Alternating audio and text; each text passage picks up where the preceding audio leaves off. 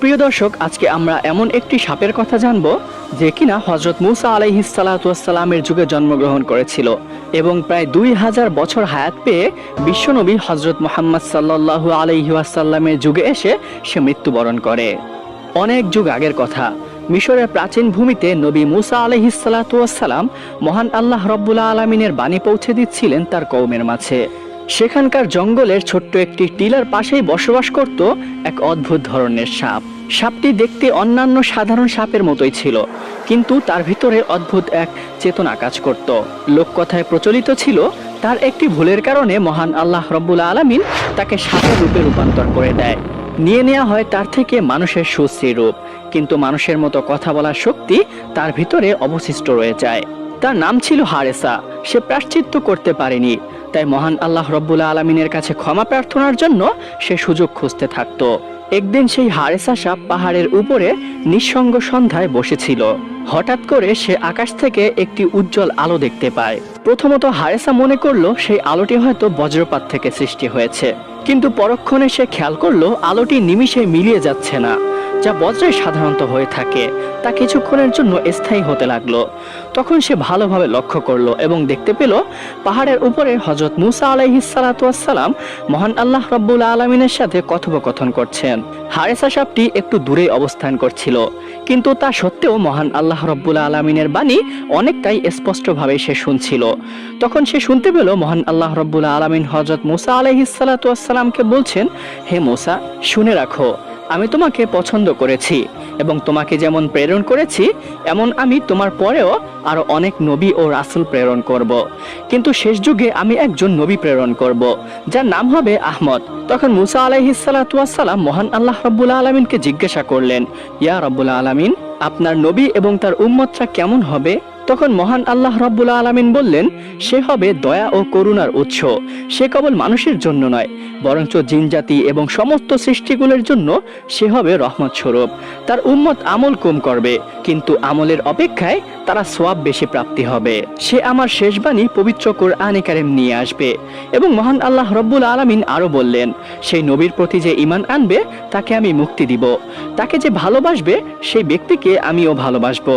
গোপনে গোপনে এই মহা সংলাপটি শুনে হারেসা সাপটির মনে একটি আশার আলো জেগে উঠল।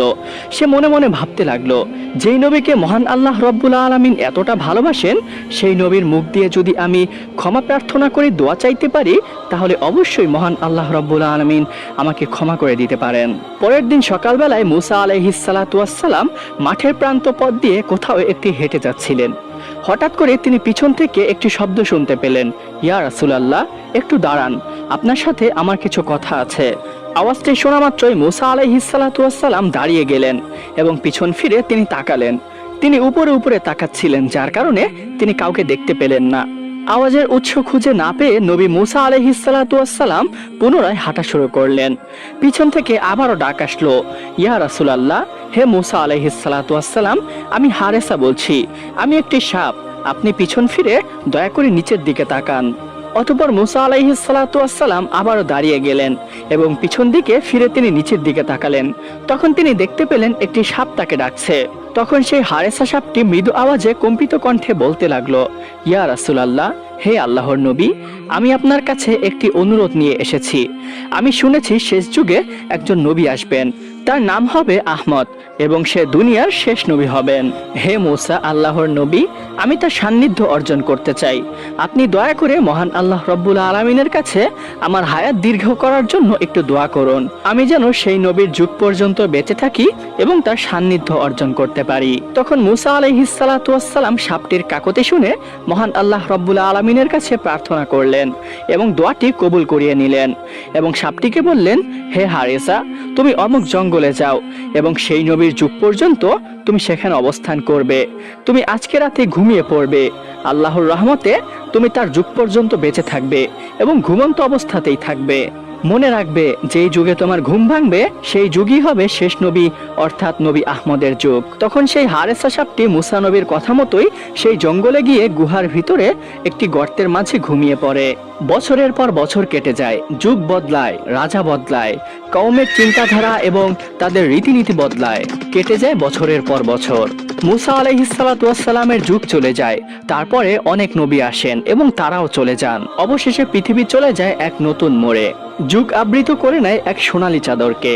এক মহান রজনীতে জন্ম নেন বিশ্বনবী হযরত মুহাম্মদ সাল্লাল্লাহু আলাইহি ওয়াসাল্লাম। এরপরে বিশ্বনবী ধীরে ধীরে বড় হতে থাকেন। তার শৈশব কৈশোরকাল পেরিয়ে তার যুবক বয়স পেরিয়ে তিনি নবুয়ত পান। ঠিক সেই সময় জঙ্গলের গভীরে থাকা সেই টিলার মধ্যে হারেসা নামক সেই ঘুমন্ত সাপটির ঘুম ভেঙে যায়। মনে হচ্ছিল কেউ যেন তাকে ডেকে তুলেছে। তার হৃদয় ভরে যায়, অন্তরে জেগে ওঠে এক অদ্ভুত অনুভূতি। তার প্রিয় নবী মুহাম্মদ সাল্লাল্লাহু আলাইহি ওয়াসাল্লাম দুনিয়াতে চলে এসেছে, কিন্তু সে জানে না প্রাণপ্রিয় সে রাসূল কোথায় থাকেন। শুধু এতটুকুই জানেন তিনি জন্ম নিবেন মক্কা নগরীতে। কিন্তু হারেসা সাপটি আর দেরি করলো না, শুরু করলো দীর্ঘ এক যাত্রা। মরুভূমির উত্তপ্ত বালু পেরিয়ে পাহাড়ের ঢাল বেয়ে সে চলতে লাগলো। এভাবেই অবিরমত চলতে চলতে প্রায় 6 মাস পাড়ি দেওয়ার পরে তার কাঙ্ক্ষিত সেই আরবের মক্কা শহরে পৌঁছে যায়। ক্লান্ত ক্ষীণ হিমশীতল দেহ নিয়ে সে এক রাতে ঢুকে পড়ে মক্কার অলিগলিতে। সে শুধু জানতো নবীজি এখানে কোথাও রয়েছে, কিন্তু কোন স্থানে রয়েছে, কোন ঘরে রয়েছে তা হারেসা সাপটি জানতো না। ঘোর লাগা চাঁদের আলোয় সে খুঁজতে খুঁজতে পৌঁছে যায় আবু জাহেলের বাড়ির সামনে। অনাহারে সফর করতে করতে সাপটি অনেক ক্লান্ত হয়ে পড়ে, তাই আবু জাহেলের বাড়ির সামনে যখন পৌঁছায় সে আর চলতে পারে না। তখন সে বিশ্রামের সিদ্ধান্ত নেয় এবং সেখানেই ঘুমিয়ে পড়ে। পরের দিন সকালবেলা যখন আবু জাহেল ঘর থেকে বের হয়, তখন সে দেখতে পায় তার ঘরের সামনে একটি সাপ ঘুমিয়ে আছে। সে সাপটিকে দেখে প্রচন্ড রেগে যায়। আবু জাহেল সাপটিকে আক্রমণাত্মক মনে করে সাপটিকে একটি লাঠি হাতে নিয়ে মারতে যায়। কিন্তু হঠাৎ করে ঘটে এক অদ্ভুত ঘটনা। হঠাৎ সাপটি কথা বলতে শুরু করে এবং বলতে থাকে, হে আল্লাহর বান্দা, আমার গায়ে কোনো আঘাত করো না। আমি এসেছি বিশ্বনবী হযরত মুহাম্মদ সাল্লাল্লাহু আলাইহি ওয়াসাল্লামের সাথে সাক্ষাৎ করতে। আমি মুসার যুগে জন্মগ্রহণ করেছি এবং তার দোয়া নিয়ে হায়াত পেয়ে আমি আজও বেঁচে আছি। আমি তার সাথে দেখা করে আমি এখান থেকে চলে যাব। আমি তোমার কোনো ক্ষতি করতে আসিনি, দয়া করে তুমি আমার কোনো ক্ষতি করো না। সাপটি কথা বলছে দেখে আবু জাহেল আশ্চর্য হয়ে যায়, কিন্তু মুহাম্মদের নাম শুনে সে রাগান্বিত হয়ে যায় এবং তেলে বেগুনে অগ্নিশর্মা হয়ে ওঠে। চিৎকার দিয়ে তার স্ত্রীকে ডেকে বলে, ওহে মুজালিদা, কোথায় তুমি? দেখো, মুহাম্মদ আমাকে মারার জন্য একটি সাপ পাঠিয়েছে। এটি একটি জাদুকরী সাপ যে মানুষের মতো কথাও বলতে পারে। তার স্ত্রী ঘর থেকে বের হয়ে দেখলো আসলে আবু জাহেল ঠিকই বলছে, সাপটি কথা বলতে পারে এবং সে মুখে মুহাম্মদ নবীর নাম নিচ্ছে। মুজালিদা একজন সৎ নারী ছিলেন। সে ইসলামের প্রতি পৃষ্ঠপোষণ না করলেও ইসলামের প্রতি যথাযথ শ্রদ্ধা রাখতেন, কিন্তু আবু জাহেলের জন্য সে মুখ দিয়ে কখনো শ্রদ্ধা প্রকাশ করতে পারতেন না। সে সাপটিকে মারতে নিষেধ করে, কিন্তু আবু জাহেল তার কোনো কথা না শুনে ক্ষিপ্ত হয়ে ওঠে এবং ক্ষিপ্ত কণ্ঠে বলতে থাকে, ওহে জাদুকরী সাপ, তোকে নিশ্চয়ই মুহাম্মদ পাঠিয়েছে আমাকে মারার জন্য। তোকে আর আমার হাত থেকে কেউ রক্ষা করতে পারবে না। আজকে আমি তোকে মেরেই ছাড়বো। এই বলে সাপটির গায়ে আঘাত করতে থাকে। সাপটি চিৎকার করতে থাকে, কিন্তু নিষ্ঠুর আবু জাহেল তাকে আর মুক্তি দেয় না। কিন্তু সাপটি এত আঘাত সয়েও সে কোনো আক্রমণ করে না, সে ছোবল তোলে না, শুধু কাকতির স্বরে বলতে থাকে, হে আল্লাহর বান্দা, আমাকে ছেড়ে দাও, আমি তোমার কোনো ক্ষতি করব না। আমি শুধু মুহাম্মদের সাথে দেখা করে আমি চলে যাব। কিন্তু নিষ্ঠুর আবু জাহেল তার কোনো কথাই শোনে না। সাপটিকে মারতে মারতে আধমরা করে একটি খাঁচায় বন্দি করে রাখে। খাঁচায় বন্দি থাকা অবস্থায় সাপটি কান্না করতে থাকে এবং মহান আল্লাহ রাব্বুল আলামিনের কাছে আর্তনাদ করতে থাকে, ইয়া রাব্বুল আলামিন, আপনি আমাকে মৃত্যু দিন, আমার কোনো আফসোস নেই, কিন্তু মৃত্যুর আগে একবার হলেও আমি আপনার হাবিবের সাথে দেখা করতে চাই। রাতের বেলায় ঘরের ভিতরে প্রদীপ জ্বলছে নিবু নিবু করে। মুজালিদা কম্পিত কণ্ঠে আবু জাহেলকে বলতে লাগলো, হে আমর ইবনে হিশাম, আপনি এই সাপটিকে কি করতে চান? ও তো আপনার কোনো ক্ষতি করেনি, এত মেরেছেন তাও তো আপনাকে আক্রমণ করতে আসেনি, ওকে ছেড়ে দিলেও তো পারেন। মুজালিদার এই কথা শুনে আবু জাহেল রাগে অগ্নিশর্মা হয়ে গেল। তার গালে একটি চড় মারল এবং বলল, পাগল হয়ে গিয়েছো তুমি? ও মুহাম্মদের নাম নিয়েছে, নিশ্চয়ই মুহাম্মদ ওকে জাদু করে পাঠিয়েছে, তাই সাপ হয়েও ও কথা বলতে পারছে। ওকে আমি কখনোই ছেড়ে দিব না, আমি এর প্রতিশোধ অবশ্যই নিব। এভাবে বাকতর্ক করে তারা দুজনেই ঘুমিয়ে পড়ে। কিন্তু মুজালিদার অন্তর ছিল অনেকটাই নরম, তার মনে মায়া ছিল, সে সহ্য করতে পারল না। গভীর রাতে সে ঘর থেকে বের হয়ে গেল এবং বের হয়ে সেই সাপের কাছে গেল, সাপটিকে খাঁচা থেকে মুক্ত করার আশায়। অন্যদিকে মুজালিদা ঘর থেকে বের হওয়ার পরপরই আবু জাহেলের ঘুম ভেঙে যায়। সে তাকে পাশে দেখতে না পেয়ে সে ইতস্ত বোধ করে এবং ভাবতে থাকে নিশ্চয়ই সেই সাপটিকে ও ছাড়াতে গিয়েছে। তাই আবু জাহেল দেরি না করে ঘর থেকে বের হয়ে যায়। মুজালিদা যখনই সেই সাপের কাছে যাবেন তাকে মুক্ত করার জন্য, তখনই সে দেখতে পেল আবু জাহেল ঘর থেকে বের হচ্ছে। মুজালিদা আবু জাহেলকে দেখে ভয় পেয়ে যায়, সে থ মেরে দাঁড়িয়ে থাকে। আবু জাহেল এসে তাকে জিজ্ঞাসা করে, হে মুজালিদা, তুমি এখানে কেন এসেছো? তখন মুজালিদা কম্পিত কণ্ঠে বলতে থাকে, হে আমর ইবনে হিশাম, আমি ঘর থেকে এই সাপটির স্থানান্তর হওয়ার কিছু আওয়াজ শুনতে পাই। আমি ভেবেছি মুহাম্মদ এই সাপটিকে নিয়ে যাচ্ছে, তাই এটি দেখার জন্য আমি বাইরে এসেছি। মুহাম্মদের এত সাহস কিভাবে হয় যে আপনার হাত থেকে এই সাপটিকে নিয়ে যাবে? এভাবেই আটপাস বুঝিয়ে আবু জাহেলকে মুজালিদা ঘরে পাঠিয়ে দিল এবং সেও ঘরে চলে গেল। এই কথা যদি আবু জাহেলকে না বলতো তাহলে হয়তো আবু জাহেল তাকে অত্যাচার করত। এভাবেই প্রায় 3 দিন যাবৎ সাপটিকে আটকে রেখে নির্যাতন করতে থাকে সেই নিষ্ঠুর আবু জাহেল। খাবার পানি স্বস্তির নিঃশ্বাস কিছুই পাওয়া যায় না সেই হারেসা সাপটির জন্য। লোকেরা দেখতে আসে কে সেই সাপ যে কথা বলে, কিন্তু তাও নিষ্ঠুর আবু জাহেলের জন্য তাদেরও অন্তর কেঁপে ওঠে। তারা বলতে থাকে, এই সাপটিকে আদৌ এত অত্যাচার করা কি ঠিক হচ্ছে? কিন্তু সাপটি শুধু কান্না করত এবং আল্লাহ আল্লাহ বলে চিৎকার করত। অবশেষে 3 দিন অতিবাহিত হওয়ার পরে হারেসা সাপটির দেহ নিস্তেজ হয়ে পড়ে, সে মারা যায়। কিন্তু এখানেই শেষ নয়, আবু জাহেল এতেও সন্তুষ্ট হলো না। সে বলে উঠল, একে শুধু মৃত্যু দিলেই হবে না, একে আগুনে জ্বালাতে হবে এবং ছাই বানিয়ে পুরো এলাকায় দেখাতে হবে যে মোহাম্মদ আমাকে একটি সাপ পাঠিয়েছিল মারার জন্য, কিন্তু আমি সেই জাদুকরী সাপটি মেরে ফেলেছি এবং আগুনে পুড়িয়ে তাকে ছাই বানিয়ে ফেলেছি। পুরো মক্কার অলিগলিতে ঘুরতে থাকে এবং লোকজনদেরকে জড়ো করে বলতে থাকে, হে লোক সকল, দেখো মোহাম্মদ আমাকে মারার জন্য একটি জাদুকরী সাপ পাঠিয়েছে। সে কথা বলতে পারত, সে আমাকে মারতে এসেছিল এবং আমার উপর আক্রমণ করেছিল, কিন্তু সে আমাকে মারতে পারেনি, আমার কোনো ক্ষতি করতে পারেনি। উল্টো আমি তাকে মেরে আগুনে জ্বালিয়ে ছাই বানিয়ে ফেলেছি। এই ক্ষেত্রে মোহাম্মদও আমার কোনো ক্ষতি করতে পারেনি। লোকজন অবাক দৃষ্টিতে আবু জাহেলের দিকে তাকিয়ে রইল। কেউ বিভ্রান্ত হলো, কেউ কৌতূহলী হলো, আবার কেউ ভীত সন্তুষ্ট হলো। আবু জাহেলের মুখে তখন বিজয়ের হাসি। সে মনে মনে ভাবতে থাকে সে কোনো অলৌকিক বস্তু বিজয় করে নিয়েছে। কিন্তু আবু জাহেল জানে না ছাইয়ের নিচে লুকিয়ে আছে আল্লাহর কুদরত।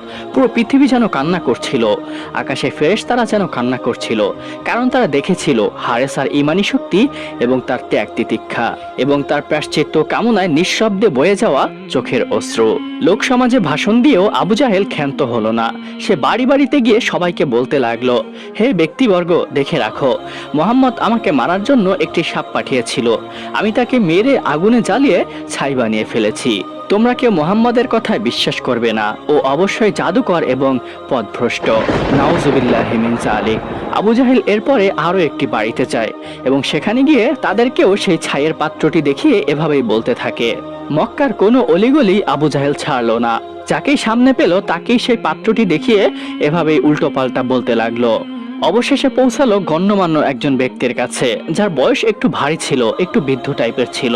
তার সামনে গিয়েও আবু জাহেল আগের কথাগুলোই বলল, হে ব্যক্তি, শুনে রাখো, মোহাম্মদ আমার কাছে একটি জাদুকরী সাপ পাঠিয়েছিল। সাপটি কথা বলতে পারত এবং আমাকে ক্ষতি করতে চেয়েছিল, কিন্তু আমি তাকে তার সুযোগ দেইনি। তাকে আমি মেরে ফেলেছি এবং আগুনে জ্বালিয়ে ছাই করে ফেলেছি। এই পাত্রের ভিতরে সেই ছাই আছে। তোমরা দয়া করে মোহাম্মদের কোনো কথা শুনবে না। আবু জাহেলের কথা শুনে সেই লোকটি বলতে লাগলো, হে আমর ইবনে হিশাম, তোমার এই ক্ষেত্রে লজ্জা হওয়া উচিত। সাপটি কথা বলতে পারতো কিনা আমি জানি না, কিন্তু তুমি একটি অবলা প্রাণীর উপরে অত্যাচার করেছো, নৃশংসভাবে তাকে আগুনে পুড়িয়ে তুমি ছাই করে ফেলেছো, আবার এত বড় বড় কথা বলছো। অবশ্যই তোমার এই ক্ষেত্রে লজ্জা হওয়া উচিত। তুমি মুহাম্মাদের কাছে যাও এবং তাকে গিয়ে জিজ্ঞেস করো সে আসলেই এই সাপটিকে তোমার কাছে পাঠিয়েছিল কিনা। আবু জাহেল তার কথায় উত্তর দিল, আচ্ছা ঠিক আছে, কালকে সকালেই আমি মুহাম্মাদের সাথে দেখা করব। এরপরে আবু জাহেল নবী করিম সাল্লাল্লাহু আলাইহি ওয়াসাল্লামের কাছে যায়। তার আশেপাশে লোকেদের ভিড়, সবাই দেখতে চাচ্ছে এই সাপটির ব্যাপারে মুহাম্মদ কি করতে চায়। মুহাম্মদ কি বাস্তবেই আবু জাহেলের কাছে এই সাপটি পাঠিয়েছিল, আবু জাহেল যেমনটি বলেছিল, নাকি এর থেকে কোনো ভিন্ন কিছু ছিল? আবু জাহেল সবার সামনে দাঁড়িয়ে আছে। আবু জাহেলের সামনে দাঁড়িয়ে আছে নবী করিম সাল্লাল্লাহু আলাইহি ওয়াসাল্লাম। তার পিছনে দাঁড়িয়ে আছেন কিছু সংখ্যক সাহাবী। আবু জাহেল তখন জিজ্ঞাসা করলো, হে মুহাম্মদ, বলো তো আমার হাতে কি রয়েছে? তখন নবী করিম সাল্লাল্লাহু আলাইহি ওয়াসাল্লাম বলছেন, হে আমর ইবনে হিশাম, আপনার হাতে তো একটি পিতলের পাত্র রয়েছে যা লাল কাপড় দিয়ে ঢাকা রয়েছে, কিন্তু এর ভিতরে কি আছে সেটা আমি জানি না। তখন আবু জাহেল হেসে দিল এবং বলতে লাগলো, হে লোক সকল, সবাই দেখো কিসের নবী, আমি তাকে বিশ্বাস করি না। আবু জাহেলের কথার প্রত্যুত্তরে নবী করিম সাল্লাল্লাহু আলাইহি ওয়াসাল্লাম বলে উঠলেন, হে আমর ইবনে হিশাম, আমি কোনো ভবিষ্যৎ বক্তা নই বা আগামীকালের বিষয়ে আমি কোনো জ্ঞান রাখি না। আল্লাহর পক্ষ থেকে আমাকে যা জানানো হয় আমি সেটাই আপনাদের মাঝে ব্যক্ত করি। আমি তার থেকে কিছু কমাইও না, কিছু বাড়াইও না, এবং নিজের থেকে আমি কিছু বলিও না। তখন আবু জাহেল আরো অট্টহাসি দিতে লাগলো এবং বলল, হে মুহাম্মদ, তুমি আমাদের মৃত্যুর পরের কথা বলো। মৃত্যুর পরে আমাদের নাকি জাহান্নামে যেতে হবে, হাসর নাসর হবে। তাহলে এই পাত্রের ভিতরে কি আছে সেটি বলে দেখাও। তুমি যদি বলতে পারো তাহলে আমি ঈমান নিয়ে আসব। আবু জাহেলের এই কথার পরে নবী করিম সাল্লাল্লাহু আলাইহি ওয়াসাল্লাম কিছুক্ষণ মাথা নিচু করে রাখলেন। এরপরে তিনি মাথা উঁচু করলেন এবং আকাশের দিকে তাকালেন। তারপরে তিনি প্রার্থনা করতে লাগলেন এবং বলতে লাগলেন, ইয়া রাব্বুল আলামিন, আপনি যদি চান মৃত্যুকে জীবিত করতে পারেন, আপনি যদি চান জীবিতকে মৃত্যু দান করতে পারেন। আপনার হুকুম ছাড়া কিছুই সম্ভব না। গাছের একটি পাতাও আপনার অনুমতি ছাড়া নড়ে না। এই পিতলের পাত্রের ভিতরে কি আছে আমি সেটা জানি না। দয়া করে আপনি এর ভিতরের বস্তুটির প্রাণ ফিরিয়ে দেন, যেন এই নিজে সাক্ষ্য দিতে পারে আল্লাহ এক, তার কোনো শরিক নেই। নবীজির এই প্রার্থনা করার সাথে সাথে ভিতর থেকে সাপটি কথা বলে উঠল এবং বলল, লাব্বাইক ইয়া রাসূলুল্লাহ, আল্লাহ ছাড়া কোনো মাবুদ নেই, আল্লাহু আকবার। এই কথা বলার সাথে সাথেই আবু জাহেল ভয় পেয়ে যায় এবং সেই পাত্রটি হাত থেকে ফেলে দেয়। সঙ্গে সঙ্গে তার মুখ খুলে যায় এবং সাপটি বের হয়ে আসে। তখন সাপটি নবীজিকে দেখে কান্না করে ফেলে। তার চোখের কোণে অশ্রু চিকচিক করতে থাকে এবং বলতে থাকে, ইয়া রাসূলুল্লাহ, আমি সাক্ষ্য দিচ্ছি আপনি আল্লাহ তাআলার বান্দা এবং তার রাসূল। আল্লাহ এক, তার কোনো শরিক নেই। অন্যদিকে আবু জাহেল চিৎকার করে ওঠে এবং বলতে থাকে, হে মুহাম্মদ, এটা নিশ্চয়ই তোমার জাদু। পাত্রের ভিতরে এই সাপটি ছাই অবস্থায় ছিল, আমি নিজের হাতে একে আগুনে পুড়িয়েছি। নিশ্চয়ই তুমি জাদু করে একে ফিরিয়ে এনেছো। অবশ্যই তুমি একটি প্রকাশ্য জাদুকর। আবু জাহেলের কথার প্রতিউত্তর সাপটি নিজেই দিল এবং বলল, হে আমর ইবনে হিশাম, শুনে রাখো, আল্লাহ রাব্বুল আলামিন নিজেই আমার প্রাণ ফিরিয়ে দিয়েছেন। এই ক্ষেত্রে মুহাম্মদ সাল্লাল্লাহু আলাইহি ওয়াসাল্লামের কোনো হাত নেই। তিনি শুধু দোয়া করেছেন, অবশ্যই তিনি জাদুকরী নন। আশেপাশের লোকেরা চিৎকার দিয়ে উঠল এবং বলল, আল্লাহু আকবার, এটা নিশ্চয়ই কোনো জাদু নয়, এটা আল্লাহ রাব্বুল আলামিনের প্রকাশ্য কুদরত। তখন নবী করিম সাল্লাল্লাহু আলাইহি ওয়াসাল্লাম সাপটিকে জিজ্ঞাসা করেন, হে সাপ, তোমার নাম কি? তুমি কোথা থেকে এসেছো? আমার কাছেই বা তুমি কেন এসেছো? তখন সাপটি এক এক করে সবকিছু খুলে বলল, ইয়া রাসূলুল্লাহ, আমার নাম হারেসা। আমি হযরত মুসা আলাইহিস সালাতু ওয়াস সালামের যুগে জন্ম নিয়েছি। ইয়া রাসূলুল্লাহ, আমার একান্ত আকাঙ্ক্ষা আমি আপনার সান্নিধ্য লাভ করব এবং আপনাকে দিয়ে আমার জন্য মাগফিরতের দোয়া করাবো। তাই আমি মুসা আলাইহিস সালাতু ওয়াস সালামের কাছে হায়াত দীর্ঘ করার জন্য দোয়া প্রার্থনা করি এবং সেই আল্লাহর কাছে দোয়া করলে আল্লাহ আমার হায়াত দীর্ঘ করে দেন। আমি তার যুগ থেকে আপনার যুগ পর্যন্ত ঘুমন্ত অবস্থায় ছিলাম, কিন্তু মক্কায় আমার জানা ছিল না আপনি কোথায় বসবাস করেন, যার জন্য মক্কায় এসে আমি অনেক ঘোরাফেরা করি। অবশেষে আমি ক্লান্ত হয়ে পড়ি এবং এই ব্যক্তির বাড়ির সামনে ঘুমিয়ে পড়ি। এই ব্যক্তি যখনই আমাকে দেখতে পায় সে আমাকে মারতে আসে, কিন্তু আমি তাকে নিষেধ করি। আমি তার কাছে ক্ষমা প্রার্থনা করি, কিন্তু সে যখনই আমার মুখে আপনার নামটি শুনতে পায় সে আমার উপর আক্রমণাত্মক হয়ে ওঠে, আমাকে অনেক আঘাত করে, অনেক অত্যাচার করে, আমাকে খাঁচায় পর্যন্ত বন্দি করে রাখে। আমি তাকে বারবার বলি আমাকে ছেড়ে দিতে, অনেক কাকুতি করি, কিন্তু সে আমাকে আর ছাড়ে না। অবশেষে আমাকে মেরে আগুনে জ্বালিয়ে পুড়ে ছাই বানিয়ে দেয়। ইয়া রাসূলুল্লাহ, আমি তখনও তার কোনো ক্ষতি করিনি, কিন্তু এখন যেহেতু দ্বিতীয়বার আমি সুযোগ পেয়েছি, এখন আর আমি সুযোগ হাতছাড়া করব না। এবার আমি আর তাকে ছাড়ব না, আমি তাকে শেষ করে দিব। এই বলে হারেসা সাপটি আবু জাহেলের দিকে তেড়ে যায় তাকে ছোবল মারার জন্য।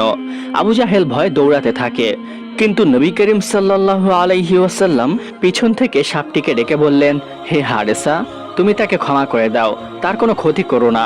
মানছি তোমার উপর অবশ্যই জুলুম এবং অত্যাচার করা হয়েছে, কিন্তু মনে রাখবে তুমি যদি কাউকে মাফ করো, ক্ষমা করে দাও, তাহলে নিশ্চয়ই মহান আল্লাহ রব্বুল আলামিন তোমাকেও ক্ষমা করবেন এবং তার বিনিময়ে তোমাকে উত্তম প্রতিদান দিবেন।